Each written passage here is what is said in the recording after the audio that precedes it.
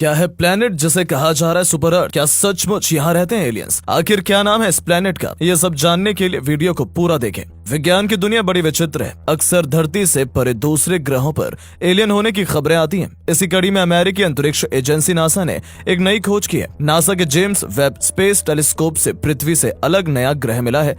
आज हम एक ऐसे ग्रह के बारे में बात करेंगे जिसे वैज्ञानिकों ने सुपर अर्थ का नाम दिया है। लेकिन ये सुपर अर्थ क्या है? क्या यहाँ पर एलियंस रहते हैं? और इस ग्रह का असली नाम क्या है? चलिए जानने की कोशिश करते हैं। ये मामला नासा की नई खोज से जुड़ा है जो बहुत ही दिलचस्प है।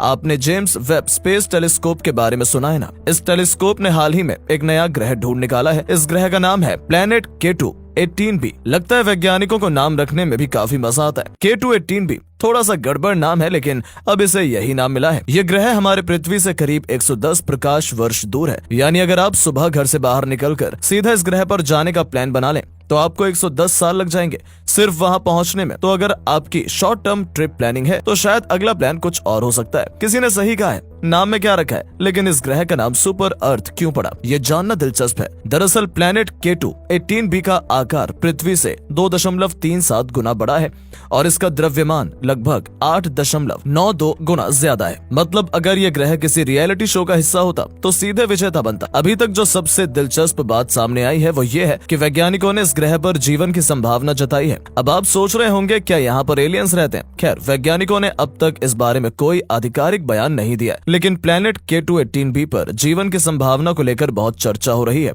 इस ग्रह पर डाइमिथाइल सल्फाइड गैस पाई जाती है और यहीं से हमें यह संकेत मिला है कि यहाँ जीवन हो सकता है। आप सोच रहे होंगे DMS गैस कौन सी चीज है? दरअसल ये गैस समुद्र के आसपास पाई जाती है और ये हमें ये बताती है कि यहाँ पानी या समुद्र हो सकते हैं। अब समुद्र हो तो जीवन के होने की संभावना भी बनती है ना? तो अगर हम एलियंस की बात करें तो ये बहुत ही रोमांचक संभावना बनती है कि कहीं ना कहीं इस ग्रह पर कुछ अलग किस्म के जीव हो सकते हैं। वैज्ञानिकों का मानना है कि इस ग्रह पर एक बहुत बड़ा सा समुद्र हो सकता है। मतलब अगर आप कभी इस ग्रह पर गए और आपकी तैराकी की योजना है तो आपको बड़ा मजा आ सकता है, और अगर आप तैरने के शौकीन नहीं है तो भी कोई बात नहीं। यहाँ एक और रोचक बात है कि यहाँ हाइड्रोजन की बड़ी मात्रा हो सकती है, तो जाहिर है कुछ तो खास होगा। क्या आपको ये जानकर हैरानी होगी कि प्लेनेट K2 18b अपने सूरज के चारों ओर 32 दिन में एक बार परिक्रमा करता है। मतलब यहाँ एक साल पृथ्वी से बहुत छोटा है और हमें लगता है कि अगर ये ग्रह किसी एंटरटेनमेंट चैनल पर होता तो वो हमें दिन रात नए एडिशंस दिखाता। वैज्ञानिकों का कहना है कि ये नया ग्रह हमारे लिए कई नए रहस्यों को खोल सकता है। जैसे